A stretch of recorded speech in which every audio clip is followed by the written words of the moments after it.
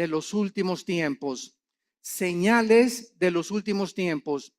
En esta serie que iniciamos hoy, vamos a ver precisamente los 3 evangelios, porque Juan no se mete con la profecía. Vamos a ver Mateo 24, Lucas 21 y Marcos 13, que son los 3 evangelios donde en estos 3 pasajes el Señor Jesucristo es interceptado por sus discípulos después de estar viendo y maravillándose del templo que había levantado Herodes, y estaban con las piedras increíbles que valían con la moneda actual miles de dólares. Ante este escenario, los discípulos le hacen a Cristo 4 preguntas que vamos a ver que se encuentran en los 3 evangelios. Y Cristo comienza a desarrollar las respuestas de estas preguntas a través de los 3 evangelios. Ahora bien, ¿por qué en 3 evangelios se encuentran las respuestas de Cristo? Porque haz de cuenta que nosotros vemos un choque. Entonces yo veo el choque de frente como periodista y escribo, pues le sumieron toda la defensa delantera al carro. Otro periodista ve el choque del lado derecho. Él va a escribir, pues le sumieron la puerta y llegó hasta la puerta de atrás el choque. Otro periodista lo va a escribir de la parte de atrás, porque él vio el choque de la parte de atrás. Entonces, cuando se juntan los 3 reportajes ante un juez, ¿verdad? O ante un erudito en accidentes, se puede llevar a una conclusión de quién tuvo la culpa y cuáles fueron las causas de este accidente.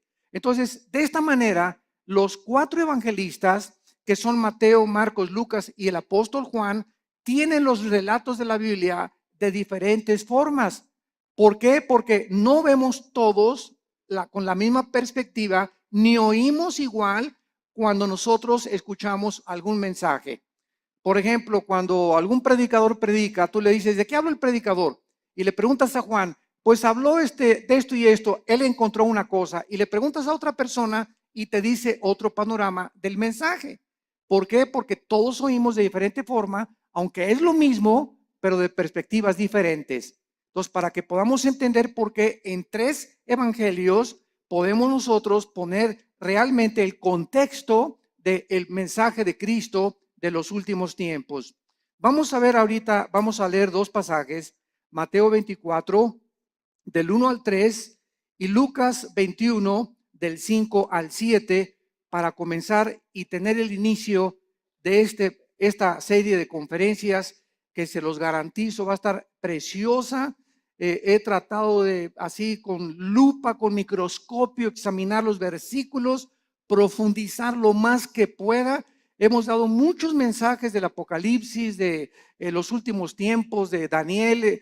Tenemos la serie de Daniel ahorita en la segunda conferencia, creo que es la 15ª conferencia de todo el libro de Daniel, versículo por versículo, pero nunca había yo compartido en mis 37 años que tengo de compartir la palabra de Dios, nunca había compartido con tantos detalles lo que en esta serie va a estar involucrado. Así que está garantizado, ¿verdad?, que va a ser un estudio hermoso que nos va a dar muchísima luz y nos va a orientar claramente acerca de los últimos tiempos y las señales que debemos ya estar esperando para no confundirnos con tantos falsos profetas, tantos falsos apóstoles, tantos falsos milagros, y la cristiandad está, ¿verdad?, perdida por todos lados. Me acaban de informar que en Europa acaba de haber un congreso donde un personaje del Vaticano fue el orador, un congreso cristiano. Eso se llama el ecumenismo, o sea, la mezcla entre las otras religiones y el cristianismo y las filosofías orientales, la ensalada del chef. Entonces, esto es a donde se dirige la iglesia, es la apostasía y la ramera de Apocalipsis 17. Se diluye completamente la verdad cuando se mezcla con la mentira. Entonces, la verdad de Dios, ¿verdad?, es inalineable. La verdad de Dios tiene una consistencia que no se puede mezclar con nadie. Por eso la Biblia es la verdad. Y solamente en la Biblia podemos encontrar nosotros las respuestas verdaderas a lo que nosotros estamos buscando en la vida. En Mateo 24, versículos del 1 al 3, dice así: cuando Jesús salió del templo y se iba, Se acercaron sus discípulos para mostrarle los edificios del templo. Respondiendo él, les dijo: ¿veis todo esto? De cierto les digo que no quedará aquí piedra sobre piedra que no sea derribada. Y estando él sentado en el monte de los olivos, los discípulos se le acercaron aparte diciendo: dinos, ¿cuándo serán estas cosas? ¿Qué señal habrá de tu venida y del fin del mundo? Respondiendo él les dijo: mirad que nadie los engañe. Veamos ahora en Lucas capítulo 21, versículos del 5 al 7, la otra perspectiva de Lucas, de cómo oyó lo que Jesús dijo. Lucas 21 del 5 al 7. Y a unos que hablaban de que el templo estaba adornado de hermosas piedras y ofrendas votivas, dijo: en cuanto a estas cosas que veis, días vendrán en que no quedará piedra sobre piedra, que no sea destruida. Y le preguntaron diciendo: maestro, ¿cuándo será esto? ¿Y qué señal habrá cuando estas cosas estén para suceder? Lo primero que ahorita cualquier estudiante de la Biblia acaba de captar es que son preguntas diferentes. Y vamos a ver que hay 4 preguntas, hay otras en Marcos, pero unas están relacionadas con la destrucción del templo. Esto es muy importante. Vamos a comenzar ya a explicar esto. 2 preguntas están relacionadas con la destrucción del templo y 2 preguntas están relacionadas con las señales antes de que Cristo regrese. Entonces, el Señor Jesucristo estaba en el templo el día antes de su muerte, todo el día, y antes de su arresto. Y los líderes religiosos de Israel en este momento no dejaron un solo minuto en atacarlo, en lanzarle preguntas capciosas. Y aquí ya estaba completamente determinado que los líderes de Israel rechazaron completamente al Mesías. Y al finalizar este día, algo quedó muy claro: Israel rechazaba a Jesucristo como el Mesías. Y después de abandonar el templo, entonces él anuncia lo que acabamos de leer. Ven este templo tan hermoso que adoran todos y estos edificios tan hermosos. Yo les digo que van a desaparecer y van a ser destruidos. Ahora, esta catástrofe de la destrucción que Cristo estaba profetizando, ¿cuándo se llevó a cabo? Esta respuesta fue 70 años después de Cristo, cuando Vespasiano, el emperador romano, envía a Tito, su hijo, general romano, y sitian Jerusalén y no dejan piedra sobre piedra. Esta consecuencia de la destrucción del templo era por el orgullo de los judíos, que estaban completamente ensoberbecidos por la belleza arquitectónica de ello y por haber rechazado al autor de la salvación y no la construcción externa que ellos comenzaron a adorar. Veamos entonces estas 4 preguntas, porque los discípulos quedaron desconcertados cuando Cristo dijo: el templo será destruido. ¿Cuándo será la destrucción del templo? Pregunta número 1. Esta la hace Mateo, la hace Marcos y la hace Lucas. La segunda pregunta: ¿cuál será la señal de la destrucción del templo? O sea, primero, ¿cómo será la destrucción del templo o cuándo? Y segundo, ¿hay alguna señal para que sepamos que el templo va a ser destruido? Estas preguntas están relacionadas con el templo, como lo vimos anteriormente. Y la tercera y la cuarta es: ¿cuál será la señal de tu regreso? Esta pregunta la hace Mateo y la hace Marcos. Dinos una señal de cuándo vienes, Jesús. Y la cuarta pregunta: danos una señal de que estamos en los últimos días, de que nos encontramos nosotros ahora en esta generación. Y estas preguntas, como dijimos ya, están divididas en los 2 grupos. Las primeras 2 relacionadas con la destrucción del templo que tuvieron lugar después de la primera venida de Jesucristo hace 2000 años. Entonces, las primeras preguntas son relacionadas después de que Cristo murió, y las otras 2 se van a cumplir antes de que Jesucristo regrese. Pero noten ustedes en Mateo 24, antes de que Cristo diga cualquier señal, esto es asombroso, la advertencia que les hace. Antes de contestar las preguntas proféticas, hace una advertencia a Jesucristo. Mateo 24, versículos 4 y 5. Respondiendo Jesús les dijo, miren que nadie los engañe. O sea, él no responde ninguna de las 4 preguntas todavía. Lo primero, antes, esto es importante, de responderles las preguntas, hace una advertencia. Miren que nadie los engañe. Porque vendrán muchos en mi nombre diciendo, yo soy el Cristo, y a muchos engañarán.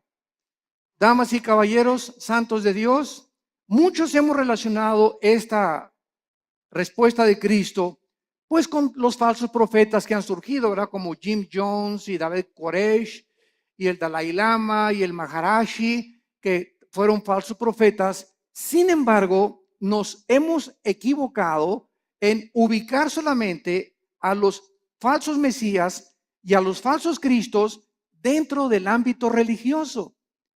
Y cuando nosotros conocemos la traducción de la palabra Cristo y Mesías, descubrimos que la palabra Cristo significa el ungido y el Mesías el señalado o escogido por Dios. Entonces, cuando Cristo dice, van a venir muchos en mi nombre engañando a la gente, vemos nosotros la historia principalmente en el siglo XX. Y hagamos un repaso de cuántos hombres en el siglo XX han tratado a través de la política y de la filosofía. Dejemos a un lado la religión, a través de la política y la filosofía han tratado de traer el paraíso al mundo. Han tratado de volver a restablecer un sistema de gobierno o una ideología en la que esa es realmente la solución para los problemas del mundo. Tenemos a Carlos Marx, que quiso traer el paraíso o el éxito a través de la lucha de clases. De que si la proletariado vencía a la burguesía, entonces la sociedad iba a vivir igualitariamente, equitativamente, y se iba a acabar la pobreza y se iban a solucionar los problemas, porque el problema desde la perspectiva de él era traer el paraíso, traer una nación o un sistema o una ideología, que es la ideología marxista-leninista, para solucionar los problemas del mundo. Y hasta ahorita todavía, a pesar de que la historia nos muestra que ha fracasado, ¿verdad? Se sigue buscando porque el anhelo del hombre es recobrar el Edén. Lo que perdimos en el Edén está vivo dentro del corazón humano. Todos estamos buscando una mejor sociedad, más justicia, paz en el mundo, y tenemos 6,000 años de historia y no hemos visto ningún líder, ningún filósofo, ningún ideólogo, ningún político que haya podido decir, esta es la solución, este es el sistema perfecto, el gobierno perfecto, la filosofía perfecta. Todos han sido intentos de qué cosa? De tratar de un Mesías que es la persona, yo soy el que voy a traer realmente la solución. Y así encontramos después de Marx, ¿verdad? Estamos Marx a Lenin, tenemos a Hitler, lo mismo, ¿verdad? No vamos a crear una superraza aria y vamos nosotros a conquistar Europa. Y todos tienen esta idea de abarcar territorio, conquistar los conquistadores, Alejandro el Magno, Aníbal, Carlomagno, Napoleón Bonaparte. Es la historia de hombres que han tratado de abarcar territorio y llegar a un punto donde gobiernan al mundo o que ninguno lo ha podido lograr, para que de esta manera, ellos equivocadamente piensan que nos dan a la humanidad el paraíso que estamos buscando. Y así tenemos, ¿verdad? A Hitler, a Adolfo Hitler, a Nietzsche, el filósofo del ateísmo que le dijo, cuyas ideas influyeron en el nazismo, en el fascismo y en el comunismo. ¿Quién era Friedrich Nietzsche? Un alemán que murió en el siglo XIX, siglo XX, y él dijo que había un superhombre que se podía crear y que él estaba influenciado por ciertas filosofías del Medio Oriente para crear a una super raza donde este superhombre no podía ser humilde, no podía ser manso, no podía ser misericordioso, porque estos eran debilidades, así dijo Nietzsche, del carácter humano. El nuevo hombre tenía que ser fuerte, no debería de llorar, debería ser macho camacho. Y estas ideas son las que Hitler adoptó. Y cuando Hitler leyó a Nietzsche, él quiso crear una super raza. Y dijo, nos impiden los judíos, los homosexuales y los negros. Y comenzó Hitler a matar a los homosexuales, a los negros y a los judíos. Solamente fueron más de 6 millones de judíos muertos en los hornos de Auschwitz y de toda Alemania.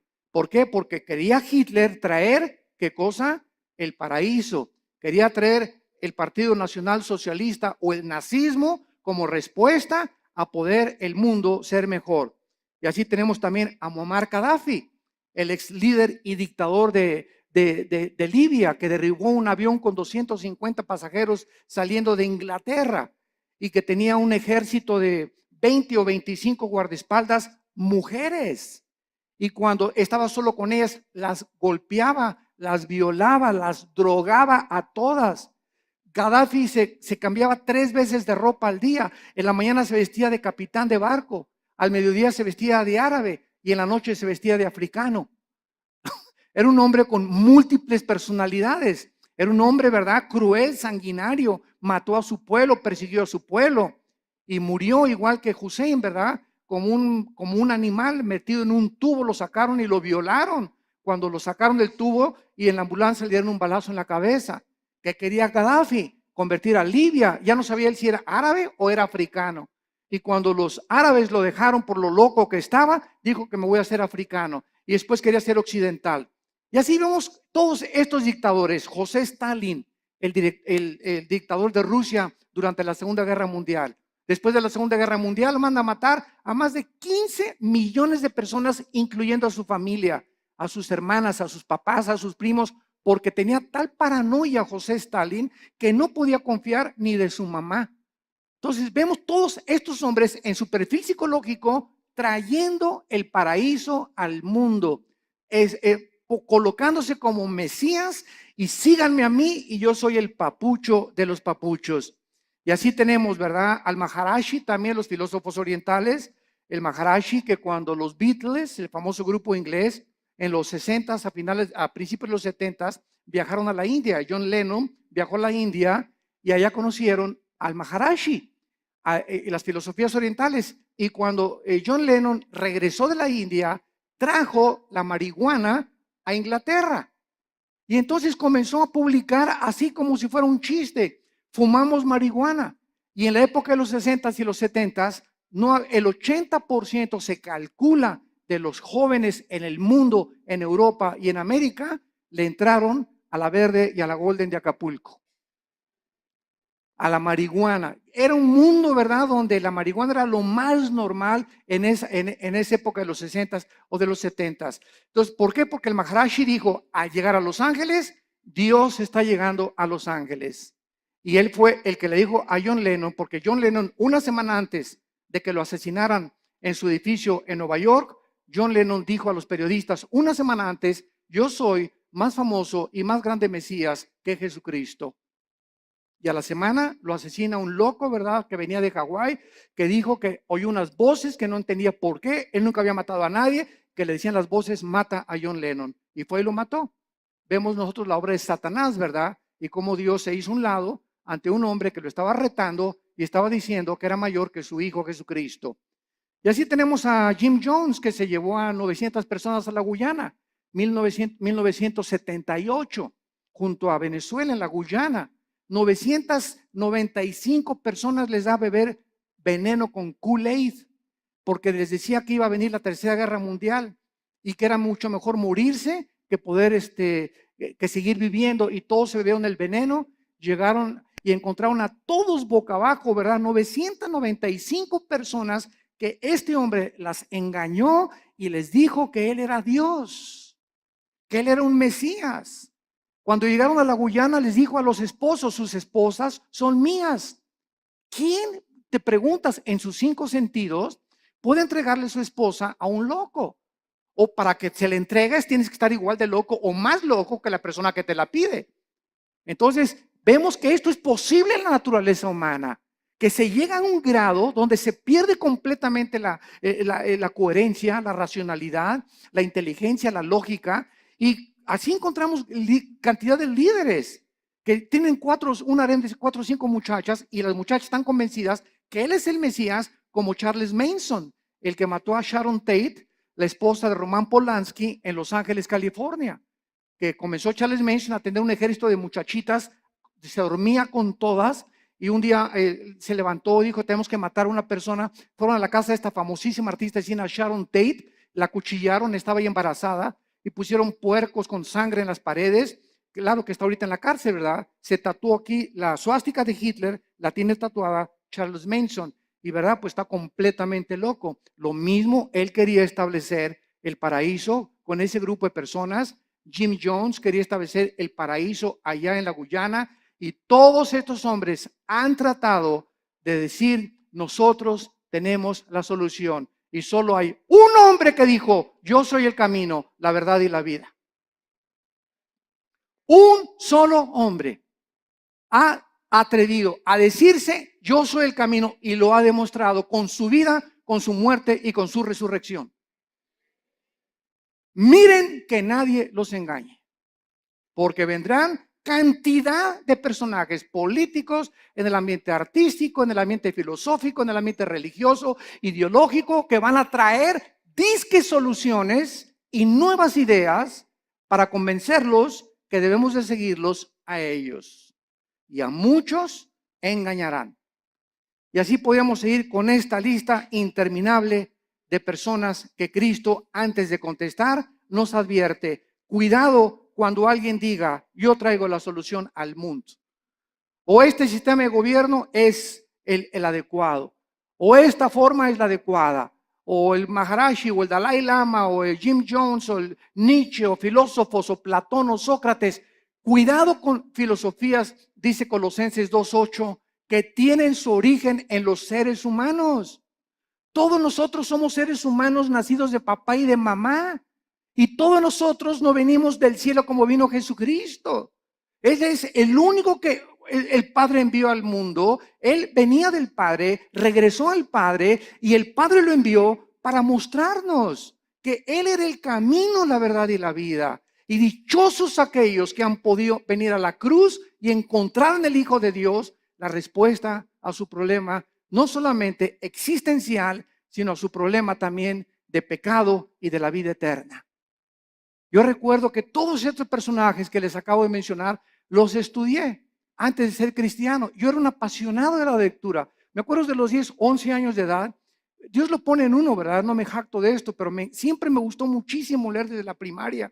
Y me encontraba, la directora me hablaba, ¿qué estás leyendo? Le decía, estoy leyendo las obras de Shakespeare, estoy leyendo Hamlet, estoy leyendo esto, Los tesoros de la juventud. Siempre me gustó mucho leer, y a los 12 o 13 años me apasionó todo lo que era la ideología y el marxismo y el leninismo y todas las filosofías orientales y los líderes religiosos y Mahoma y Buda, etcétera, etcétera. Y después de leer todo eso que leí, ¿verdad? Me encontraba a los 24, 25 años de edad completamente confundido, en un problema existencial tremendo. Me traté de quitar la vida más de 2 veces, ya no quería seguir viviendo, no encontraba la respuesta. Me di cuenta que este sistema era una hipocresía, que esto era una hipocresía, que las religiones eran una hipocresía, hasta que encontré a mi hermano Alejandro, que me dijo, Armando, quiero presentarte a un hombre. Le dije, ¿quién? Los he estudiado a todos. Y mi hijo se llama Jesús de Nazaret. Le dije, mira, de religión, inmediatamente lo ligué con la religión. No me hables de religión, le dije a mi hermano. Y mi hermano me contestó, Alejandro, que es pastor también, me dijo, no te vengo a presentar ninguna religión, te vengo a presentar un hombre, el único en la historia que ha dicho que es la resurrección de la vida, y el único que puede entrar a tu vida porque está resucitado, y su tumba está vacía, y puede cambiar tu manera de vivir y darte una nueva orientación, un nuevo enfoque, una nueva perspectiva, verdaderamente para que descubras el propósito y la razón de tu vida. Y pues comencé a estudiar la Biblia.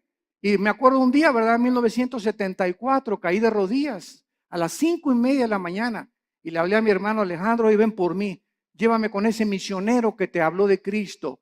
ya no puedo. Y me acuerdo que en 1974, a las 5:30 de la mañana, estaba en la oficina de este misionero bautista norteamericano, caí de rodillas. Él mostraba la Biblia, la paga del pecado y la muerte, la vida eterna es de Jesucristo. Y cuando me comenzó a enseñar así la Biblia, sentí, ¿verdad?, como que saltaban las páginas. Y al ver así la Biblia, como que las letras se salían. Y sentí algo que nunca había sentido. Y sentí una convicción de pecado, de lo sucio que estaba y de lo endemoniado que al Gadareno haber sido Pinocho junto con los que yo traía, que caí de rodillas llorando y le dije: Señor, perdóname, si tú eres el Cristo y eres la razón por la cual yo nací y realmente tú tienes la respuesta a mi problema existencial, te prometo que te sigo con todo mi corazón. Y en ese momento yo había llegado al final de mi búsqueda. Ya no tenía a nadie a quien buscar. Lo que realmente, el vacío que tenía yo, el vacío que han tenido todos esos líderes, el vacío que existe en la gente, es el vacío que solo Jesucristo puede llenar en tu vida y en tu vida y en tu vida. No hay nadie más, ni sigas buscando más, porque vas a seguir una búsqueda completamente vacía y completamente que no te va a satisfacer jamás. Cuando tú llegues a Jesucristo, has llegado al hombre que realmente tiene las respuestas a tu problema de dónde venimos, quiénes somos y a dónde nos dirigimos. Y es maravilloso, ¿verdad?, cuando estudiamos a Jesucristo, que venimos a estudiar una persona que nos da respuestas que trascienden completamente la lógica y la inteligencia humana. Y precisamente como él dijo: mis pensamientos no son vuestros pensamientos, ni mis caminos son vuestros caminos. Al venir a la Biblia nos estrellamos, chocamos con la mente de Dios, porque no es nuestra mente. Y por eso el hombre natural, como dice 1 Corintios 2, no entiende las cosas de la Biblia. Y llegan por acá y, ay, ¿por qué tanta sangre? ¿Y por qué Dios mandó matar a los cananitas? Y aquí hay una contradicción. Y aquí hay esto. ¿Por qué? Porque en su mente, en su actitud, no están buscando la verdad. Están tratando de encontrar errores que existen en su limitación intelectual. Entonces, el problema no es el problema de Dios. El problema es el problema de nosotros, que somos como caracoles, como garbanzos, como renacuajos comparados con la inmensidad de la mente de Dios. Y que si vamos a comenzar a caminar con Dios, tenemos que caminar de rodillas detrás de Él, de rodillas. No se puede, dicen que la puerta del cielo es una puerta chaparrita, porque solamente entran los que se arrodillan. Pero si quieres entrar parado, te vas a estrellar, porque es la soberbia intelectual del ser humano la que le impide poder encontrar la verdad. Y fue la razón por la cual los líderes de Israel rechazaron a Jesucristo. Este viene a cambiar nuestra religión. Este viene a amenazarnos. Es una amenaza. Tenemos que eliminarlo, porque si no, no podemos nosotros seguir estableciendo el paraíso a través de las religiones. Y las religiones, todas las religiones, conducen a la muerte, porque el cristianismo no es una religión, es una relación personal, viva, dinámica, orgánica con alguien que vive en este momento y que quiere entrar a tu vida. Muy bien.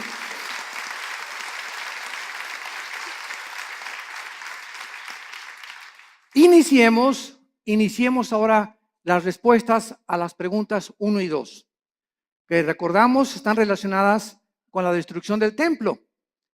El Señor Jesús no contestó estas primeras dos preguntas en Mateo 24, pero lo hizo claramente en Lucas 21 y en Marcos 13, en cuanto a cuándo sería la destrucción del templo. Y estos pasajes que vamos a leer ahorita son claramente distinguidos de los últimos días. O sea, en respuesta a cuando se iba a destruir el templo, vuelvo a repetir, sucedió antes de que Él regresara y después de su muerte.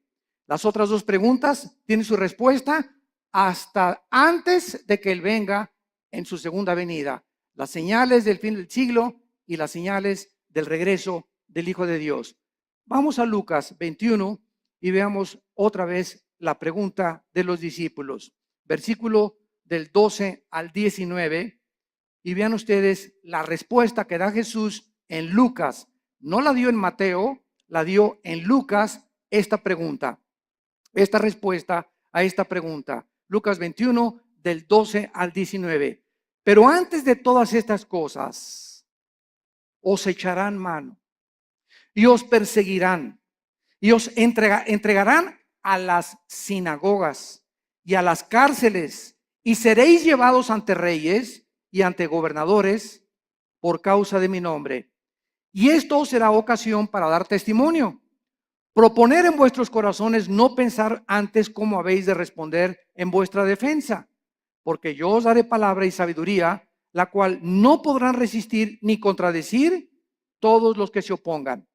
Mas seréis entregados aún por vuestros padres y hermanos y parientes y amigos, y matarán a algunos de vosotros, y seréis aborrecidos por todos por causa de mi nombre, pero ni un cabello de vuestra cabeza perecerá.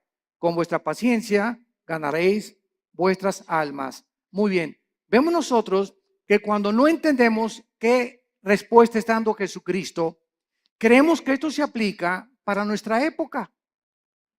Y esta respuesta de Cristo, ¿verdad? Estos versículos describen lo que sucedería antes de la destrucción del templo. O sea, entre la muerte de Cristo y la destrucción del templo pasaron 70 años, porque fue en el año 70 después de Cristo cuando el general Tito, los romanos, arrasaron Jerusalén. Entonces, Cristo está describiendo ahorita lo que iba a suceder inmediatamente después de su muerte y antes de la destrucción del templo. Y les advierte claramente, escuchen esto, abran los oídos, esto es a los judíos, porque fue en Jerusalén y en Samaria donde el evangelio comenzó a propagarse. Les advierte de la gran persecución que vendría contra ellos. Nota en el versículo 12 de Lucas 21 la palabra sinagogas. Aquí, por esta razón, esta palabra es una clave para descubrir que está hablándoles a los judíos, porque está diciéndoles, los entregarán sus propios hermanos. Los mismos judíos, vamos a verlo más tarde, en el libro de los Hechos, fueron los judíos los que comenzaron a perseguir a los seguidores de Jesucristo. Y veamos nosotros en Marcos 13, versículo 9, Marcos 13, 9. Pero mirad por vosotros mismos, porque os entregarán a los concilios y en las sinagogas os azotarán.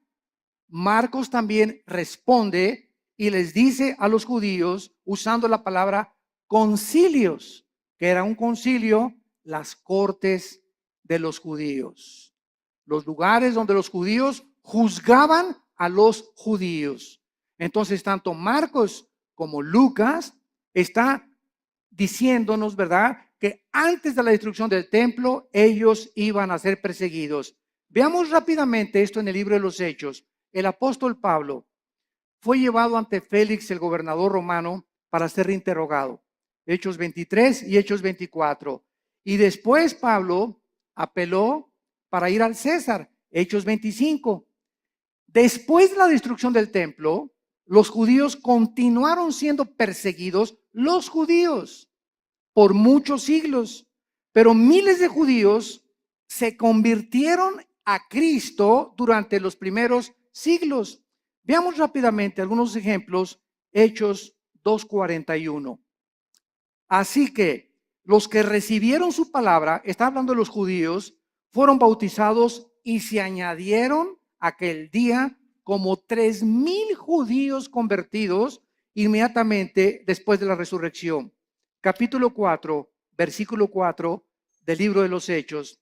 Pero muchos de los que habían oído la palabra creyeron, y el número de los varones era como 5,000. De 3,000 se agregaron 2,000 más conversiones de los judíos. Capítulo 6, versículo 7. Y crecía la palabra del Señor, y el número de los discípulos se multiplicaba grandemente en Jerusalén, y los sacerdotes, muchos también de ellos, obedecían a la fe. Capítulo 21, versículo 21 del mismo libro de los Hechos. Y dice así: cuando ellos lo oyeron, glorificaron a Dios y le dijeron: ya ves, hermano, cuántos millares de judíos hay que han creído y todos son celosos por la ley. pero al mismo tiempo que miles de judíos se convirtieron, fueron también los mismos judíos los que comenzaron a perseguirles a ellos. Y amados santos de Dios, sucede lo mismo dentro del cristianismo. Los ataques más grandes que tenemos en la iglesia cristiana son de muchos que se dicen nuestros hermanos en la fe. Qué triste, ¿verdad? Yo ya llega un momento, ¿verdad? Que ya ni me meto a ver todas las cosas que sacan en internet, que un hermano atacó a otro y que este cantante le dijeron esto y que por aquí, por allá, y dando un espectáculo al mundo horrible, ¿verdad? Porque esto no debe de ser. La ropa sucia se lava en casa y la regla es entre nosotros. ¿Tienes algo contra ese cantante? ¿Tienes algo contra ese pastor? No lo ventanees. ¿Por qué? Porque damos mal testimonio al mundo. Ve con ese hermano o mándale un correo a ese hermano y dile, yo no estoy de acuerdo con esto y con esto por usted. Dígame si a lo mejor yo estoy equivocado. Porque muchas veces nos erigimos como jueces y como dueños absolutos de la verdad. No, y lo que tú declaraste, ¿verdad? Dice, ok, pues demuéstramelo con la Biblia. Y si me lo demuestras con la Biblia, lo acepto humildemente. Porque no hay un solo hombre más que Jesucristo. No ha existido nadie que sea perfecto, ni que tenga todo el horizonte de la verdad en posesión de él. Jeremías conocía algo de la verdad, Isaías otra cosa, Habacuc otra cosa, Zacarías otra cosa, Malaquías otra cosa, Lucas vio las cosas diferentes, pero todos teníamos o tenemos, ¿verdad?, la misma consistencia de la verdad y las mismas verdades esenciales, pero vistas de otras maneras. Hay hermanos nuestros que dicen, ¿verdad? Tú vas a su iglesia que necesitas hablar en lengua, si no, no tienes al Espíritu Santo. Así están viendo ellos algunos versículos que así les han enseñado. Y ellos no se han puesto a ver la verdad. Ves a otra iglesia de otra denominación y te dicen, pues que el bautismo es a los niños y que de chiquito los puedes bautizar por aspersión. Así ellos ven el bautismo, otros no, ¿verdad? No, tienes que someterte debajo del agua para realmente ser bautizado conforme a la Biblia. Otras iglesias creen que los cristianos pueden tener demonios, otros dicen que un cristiano no puede tener demonios. Todas estas cosas no son esenciales. No, o sea, el día que estemos en el cielo, me voy a encontrar un hermano que me dijo que yo que tenía que hablar en lenguas y va a estar conmigo en el cielo. Me voy a encontrar a los hermanos que creían que tenía demonios y a los que no creían que tenía demonios. Me voy a encontrar en el cielo a los que dijeron que el bautismo del Espíritu Santo es una experiencia subsecuente a la conversión, que después de que te conviertes necesitas el bautismo del Espíritu Santo. Aunque yo no creo eso, ¿verdad? Hay muchos que lo creen, pero me los voy a encontrar en el cielo. ¿Por qué? Porque eso no es lo que nos va a salvar. Lo que nos salva es la sangre de Jesucristo. La salvación por la gracia de Dios y que sin ninguna obra de la ley recibimos nosotros el perdón de pecados. Mientras tú creas estas verdades esenciales, estas demás cosas en las que estamos peleando, ¿verdad?, no son esenciales. Y es importante que todos tengamos otra perspectiva, porque así la tenían los discípulos. Pedro y Juan le dijeron un día a Cristo que caiga fuego del cielo y vamos a matar a estos infelices, ¿verdad? Los hijos del trueno, los hijos del Zebedeo les llamaron. Los otros discípulos no eran así. Pedro era arrebatado y Pedro era esto. Juan era todo lo contrario, todo calmado, todo tranquilo, retratado siempre en el pecho de Jesucristo, etcétera, etcétera. Tomás el Dídimo era agnóstico, ¿verdad? Y todo lo dudaba, pero ninguna de estas cosas les impidió que pudieran concentrarse, puestos los ojos en lo que es más importante, en Jesús, el autor y el consumador de nuestra fe. Muy bien. Y vemos ahora la otra pregunta en esta misma cuestionamiento que le hacen a Cristo. Ahora, ¿cuál será la señal de la destrucción del templo? Ya contestamos, ¿cuándo será? Cristo está diciendo, antes de que el templo se destruya, pasará esto y esto y esto y esto. Los van a perseguir, los van a echar de las sinagogas, los van a juzgar sus propios hermanos. Y ahora les voy a decir, ¿cuándo será esta señal?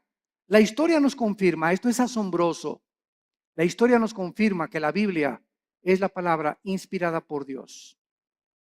Las profecías lo confirman, la genética lo confirma, la geografía lo confirma, la arqueología lo confirma, la antropología, la física, la química, la literatura y cualquier rama o cualquier disciplina que tú puedas estudiar confirma la veracidad y autenticidad de la inspiración del libro que tenemos estudiando en esta mañana. El levantamiento de los judíos contra los romanos ocurrió en el año 66 después de Cristo. Apúntalo. Ahí comenzó cuando los judíos comenzaron a tratar otra vez de liberarse del yugo de Roma, con la dramática derrota final en la famosa montaña del Masada. No sé cuántos de ustedes han ido a Jerusalén. Los que nos han acompañado en los viajes a Jerusalén, nunca dejamos a un lado Masada. Masada es una como montaña inmensa y nos suben por funicular. Nos suben por funicular y hasta allá arriba de Masada están los baños donde se bañaba Herodes, que tenía vapores y todo. Es como un cráter hasta arriba de la montaña. Y ahí los últimos judíos que fueron alcanzados por los romanos como no podían subir y hacer la guerra, los sitiaron, creo que fueron 4 o 6 meses, según el escritor romano Flavio Josefo y Plinio, que fueron escritores del primer siglo de la época cristiana. Y entonces los romanos los sitiaron y los dejaron morirse de hambre. O sea, pues ya se les acabó la comida, ¿verdad? Y se esperaron hasta que ya no tuviera nada. Entonces los judíos, para que los romanos no subieran y violaran a sus esposas y mataran a sus hijos, se suicidaron. Se cortaron todos, ¿verdad? Con la espada y encontraron a más de 900 judíos ahí muertos. Fueron los últimos judíos que resistieron al imperio romano. El emperador Nerón se suicida en el año 68 después de Cristo, y Vespasiano, que era su principal general, ocupa el imperio de Roma. Vespasiano manda a Tito a que rodee Jerusalén y que acaben completamente con todos. Y no hubo ningún cristiano, escuchen esto, ningún cristiano mesiánico. O sea, de aquel tiempo, como ya vimos, había casi más de 5,000 convertidos. Ninguno de estos fue muerto en el sitio contra Jerusalén porque creyeron en las palabras de Jesucristo. Les salvaron de la masacre haber obedecido a Jesucristo. Ahora veamos también nosotros, ¿verdad? Que el término en Lucas 21:24, vayamos a Lucas 21:24, hay una profecía que hasta este momento se está cumpliendo. Y el escritor romano Flavio Josefo, como citamos anteriormente, escribió que casi 100,000 judíos fueron tomados como esclavos y vendidos en varios lugares dentro del imperio romano. Son los que cuando sitió Jerusalén Tito sobrevivieron y fueron casi 100,000 judíos. Y entonces vino lo que se llama la diáspora, ¿verdad? Los mandaron a todas partes del mundo en los 5 continentes. Y vean la profecía de Cristo, Lucas 21:24, y caerán a filo de espada. ¿Cuándo se cumplió? En el año 70 después de Cristo. Y serán llevados cautivos a todas las naciones. Se cumplió después del año 70 hasta 1948 que se independizó Israel. Y andas ahí buscando a Nostradamus. ¿Qué dice Nostradamus? Jesús, María y José y el burrito que los acompaña. Cada cosa que Jesucristo profetizó, la historia lo confirma. Y escuchen esto, y Jerusalén, esto es asombroso, será hollada, o sea, pisoteada por los gentiles hasta que los tiempos de los gentiles se cumplan. El tiempo de los gentiles, esto es muy importante para los estudiantes de la Biblia.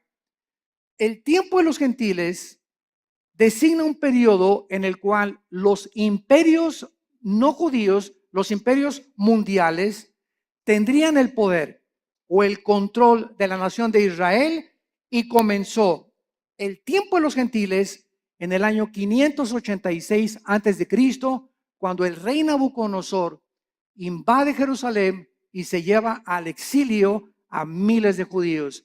Desde el año 586 hasta 1948, para ser exactos, el 14 de mayo, la nación de Israel después de casi 2000 años de haber sido dispersada por todos los continentes para que se cumplieran las palabras de Jesucristo, ante los ojos expectantes del mundo, se reúne Israel y el 14 de mayo se declara la libre nación soberana independiente de Israel.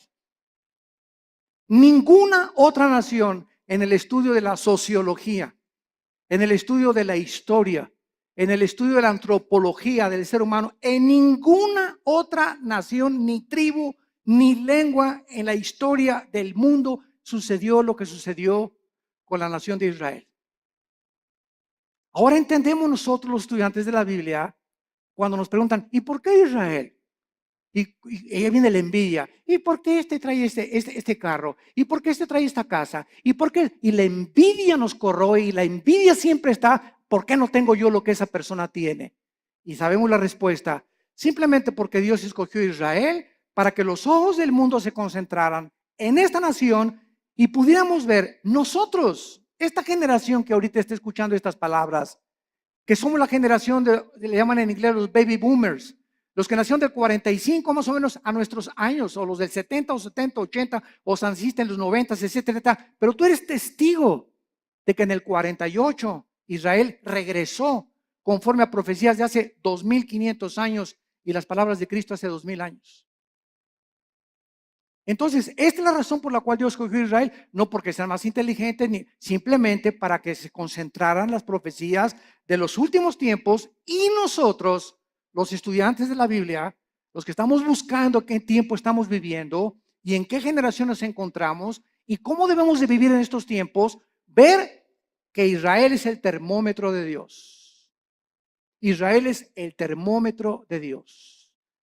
Y todo lo que sucede en Israel físicamente sucede en el mundo espiritual. Y así como Israel está siendo ahorita amenazada, nunca en la historia, desde hace 2000 años, la iglesia se había visto tan amenazada como en el siglo XXI. Nueva legislación de los matrimonios gays. La nueva legislación, escuchen, están las Naciones Unidas por declarar que Jerusalén no pertenece a los judíos, la van a declarar. Hace una semana lo dictaminaron la ciudad internacional. Les van a quitar a los judíos Jerusalén. El Papa acaba de reconocer, Francisco acaba de reconocer a Mahmoud Abbas, el líder del grupo terrorista más grande en el Medio Oriente, después de ISIS, que es el ángel de la paz. Y que merecen tener un Estado palestino. Entonces, están pasando cosas en el mundo que dicen, no es posible que esto suceda. Y por si fuera poco en México, se nos escapa el Chapo Guzmán. Y todavía para rematarle, ¿verdad? Corren al pobre del Piojo Pérez. Herrera, digo. Están pasando tantas cosas, ¿verdad? Tanto en el ambiente deportivo, cuando el ambiente dices, no es posible, no es posible, no es posible, esto es posible. Y cosas así, ¿verdad? Yo recuerdo en 1960, 70, cuando declararon a Yasser Arafat el Premio Nobel de la Paz.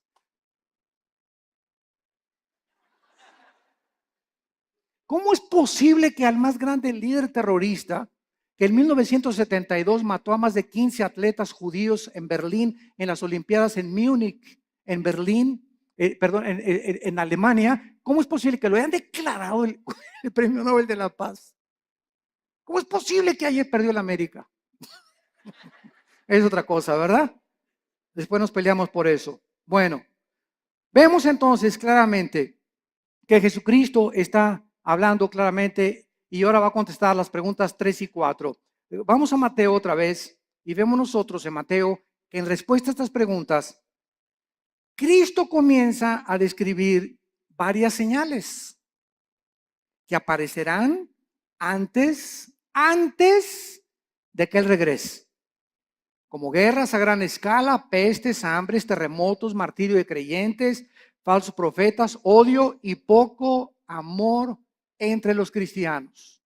Mateo 24, versículos del 4 en adelante. Respondió Cristo, mirad que nadie los engañe. Ya vimos esta advertencia detenidamente, porque vendrán muchos en mi nombre diciendo yo soy el Cristo, Oirán de guerras y rumores de guerras. Aquí nos detenemos rápido. Todo esto lo vamos a examinar con muchísimo detalle. Y vamos a ver cuántas guerras ha habido. Porque muchas, no, guerras siempre ha habido. Muy bien, estoy de acuerdo contigo. Pero nunca hasta el siglo XX se formó la Primera Guerra Mundial. 1914-1917. No fue hasta el siglo XX. Y años después, en 1939 al 45, la Segunda Guerra involucra a las naciones del mundo. Y de la Segunda Guerra Mundial a nuestros días, que se formó la famosa Naciones Unidas para tratar de impedir bombas atómicas como las que soltaron en Hiroshima y en Nagasaki en 1945, ha habido más de 350 revoluciones y golpes de Estado. Y ahorita el mundo se encuentra al borde de una guerra nuclear. Con nuestra tecnología y nuestros estudios científicos y el ateísmo y toda la soberbia del hombre, nos encontramos al borde de nuestra propia autodestrucción. Y si no lee el periódico de ahorita, el Reforma, el de mañana, que ya comenzó la Guerra Fría, Rusia está mandando aviones bombarderos rodear Canadá y Estados Unidos. Estados Unidos mandó hace 2 semanas 235 tanques a Ucrania y a Crimea. Están mandando ahorita F-16 y F-22 también a Europa, porque creen que realmente Putin va a tratar de apoderarse de Estonia, de Eslovenia, de Lituania, para poder conquistar todo el sur de Europa y comenzar a expandir su poderío. Y como Putin apoya a Irán, y detrás de ellos está la China, y son los 3 principales miembros del Consejo de Seguridad de las Naciones Unidas, el mundo se encuentra ahorita bajo estas 3 naciones.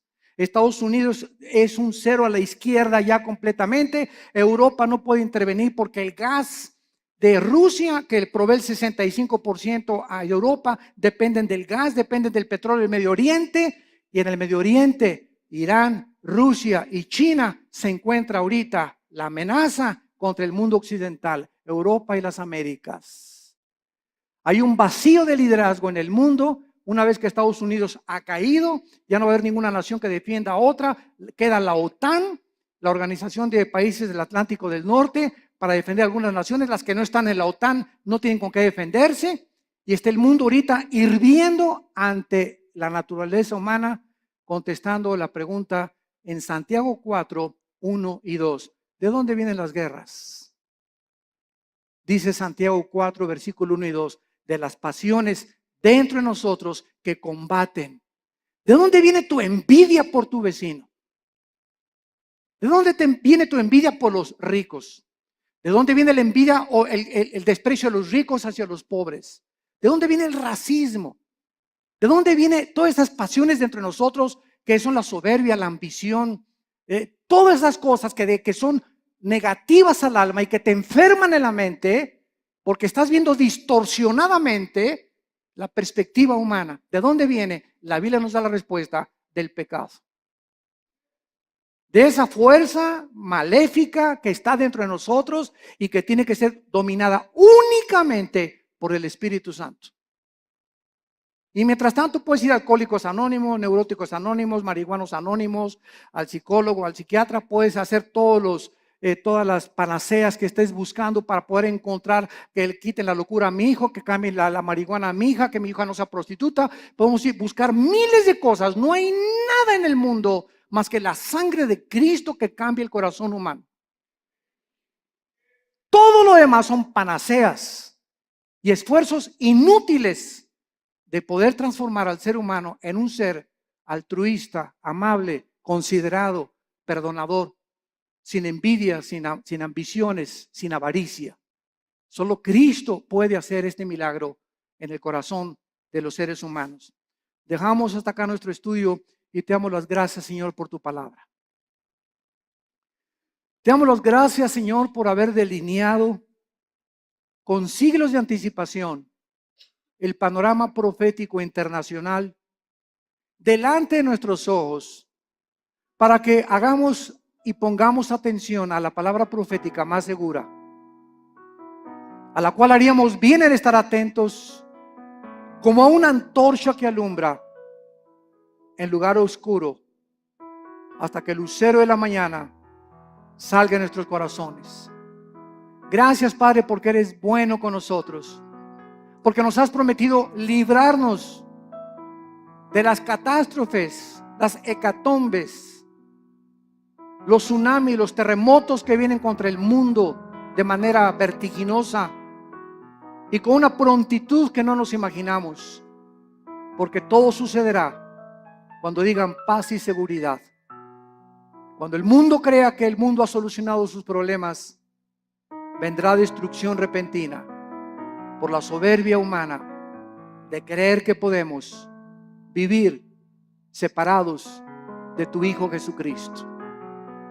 Te damos gracias, Jesús, por haber abierto tus manos en esa cruz, en haber dado tu sangre preciosa en nuestro lugar, por haber pagado una cuenta que nosotros no podíamos nunca pagar con nuestras buenas obras. Y siendo aún pecadores, en el estado en que nos encontrábamos, tuviste misericordia de nosotros, abriste tus manos, coronaron tu cabeza de espinas, tus manos y tus pies con clavos, y desde esa cruz nos has perdonado por tu gracia y tu misericordia. A los que hemos creído que tú eres el Cristo, el Hijo del Dios viviente, hemos guardado tu palabra y hemos creído que viniste del Padre, que regresaste al Padre y que vienes pronto por nosotros, para que donde tú estés ahora, nosotros estaremos en un tiempo no muy lejano, porque así lo dijiste, y no hay una sola palabra que tú hayas prometido que no tenga su cumplimiento, porque tú eres Dios. En esta mañana, muchos de ustedes que nos escuchan a través de las redes sociales y los que estamos aquí presentes, si tú no tienes a Cristo en tu vida, si no tienes una relación con Él, en esta mañana, invítalo a tu corazón. Hoy es un día importante para tu vida, es el día de tu decisión. Tú no sabes si mañana vas a estar endurecido, o si hoy en la noche ni siquiera llegues a tu casa o amanezcas. Ninguno de nosotros sabemos cuál será el día de mañana. Y por esta inestabilidad e incertidumbre del futuro, la Biblia dice: cuando oigas su voz, no te endurezcas. Ven a Cristo en este momento y dile estas palabras con todo tu corazón. Señor, te pido perdón por mis pecados. Creo que soy un pecador delante de tus ojos y que no puedo hacer nada por cambiar, ni por transformar mi vida interior. Ahora que he escuchado tu palabra, creo que en esa cruz, tu santo Hijo Jesucristo, en mi lugar, dio su vida por mí. Señor Jesús, te doy gracias por esa sangre preciosa que en este momento me limpia de todo mi pasado y de todas las cosas malas que había hecho. En este momento, tú me declaras justo, justa delante de tus ojos, sin que yo lo sea, simplemente porque tú lo pagaste en mi lugar. Te invito a que entres a mi corazón como mi Señor y mi Salvador, y te doy las gracias por el regalo que me has dado esta mañana, del perdón de mis pecados, de la vida eterna y del poder del Espíritu Santo que me ayudará a ser fiel hasta la muerte. En tu nombre precioso, Jesús. Amén.